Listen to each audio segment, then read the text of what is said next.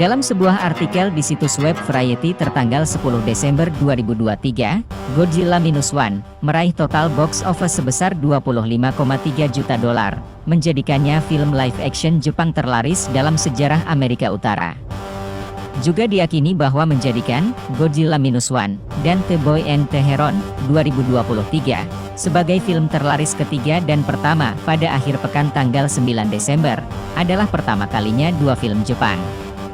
Filmnya mencapai 5 besar pada akhir pekan yang sama dalam sejarah box office Amerika Utara. Pengumuman Takashi Yamazaki sebagai sutradara menimbulkan kekhawatiran bagi sebagian penggemar. Film-film perang Yamazaki sebelumnya dianggap nasionalis oleh beberapa orang, terutama The Fighter Pilot 2013. Berdasarkan novel karya Naoki Hyakuta, seorang penulis sayap kanan yang terkenal karena penolakannya terhadap kejahatan perang Jepang.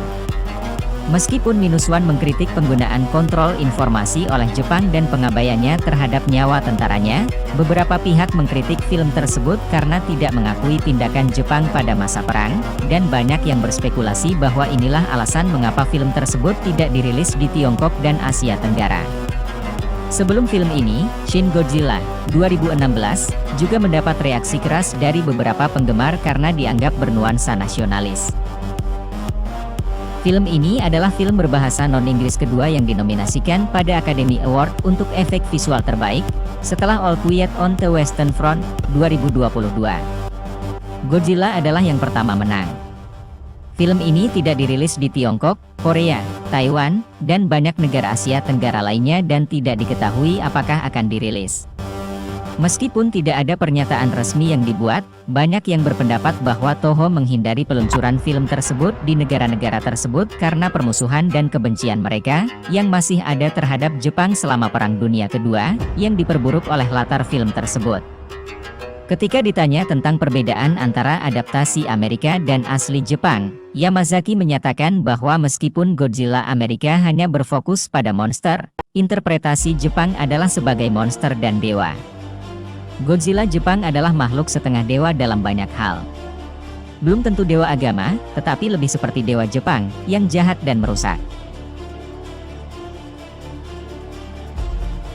Minus One pada judulnya merujuk kepada keadaan manusia Jepang yang luluh lantak oleh perang, dan mereka masih harus berhadapan dengan kemunculan Godzilla yang set him more far back, karena monster ini justru muncul saat manusia-manusia itu berusaha membangun hidup dari nol.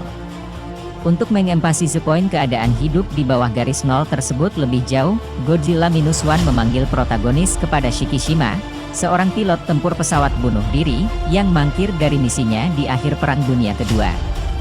Shikishima berdalih ada yang rusak di pesawatnya sehingga dia mendarat di pulau untuk reparasi oleh teknisi militer di sana.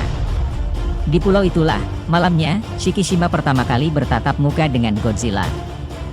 Monster itu menyerang pulau, dan sekali lagi Shikishima mempertontonkan kepengecutannya dengan tidak sanggup menembak Godzilla dengan senjata di pesawat.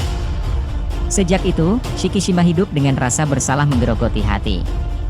Cerita Godzilla Minus One berpusat pada Shikishima yang tinggal di puing bekas rumah orang tuanya, bersama seorang perempuan asing dan anak kecil yang butuh pertolongan. Shikishima menampung mereka hidup bersama, tapi Shikishima tidak mau menganggap ataupun menjadikan mereka sebagai keluarga. Karena Shikishima belum selesai dengan perang personalnya. Godzilla di cerita Shikishima bertindak sebagai perwujudan yang harus dikalahkan oleh Shikishima dalam journey personalnya. Shikishima bekerja jadi penyapu ranjau di laut, dan di sanalah kesempatannya bertemu sekali lagi dengan Godzilla. Bertekad untuk tidak lagi kabur, Shikishima sekarang berniat untuk benar-benar mengorbankan dirinya, demi masa depan tanpa Godzilla.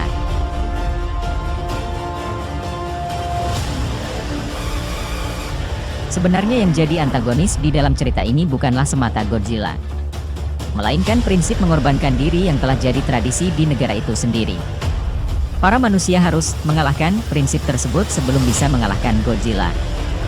Makanya film ini terasa lebih membesar lagi. Perjuangan manusia-manusia Jepang dalam menghalau Godzilla digambarkan sebagai perjuangan kolektif masyarakat. Situasi negara setelah Perang Dunia Kedua dijadikan panggung yang mempush warga untuk segera melakukan tindakan sendiri, karena negara tidak bisa langsung turun tangan. Kita lihat veteran perang seperti Shikishima berembuk untuk menyusun siasat mengalahkan Godzilla. kita lihat ada percikan drama sehubungan dengan pilihan mereka untuk kembali mempertaruhkan nyawa. Mempertanyakan apakah kali ini untuk negara atau bukan. Bagi mereka ini sudah bukan lagi soal patriotisme, melainkan hal yang lebih personal.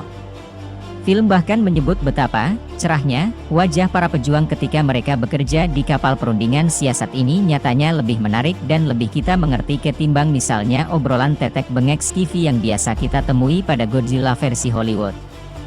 Film Jepang ini paham untuk membuatnya tetap pada gagasan dan tema, sehingga bahkan ketika tersempil paparan untuk majunya plot pun, film ini tidak terasa terbebani.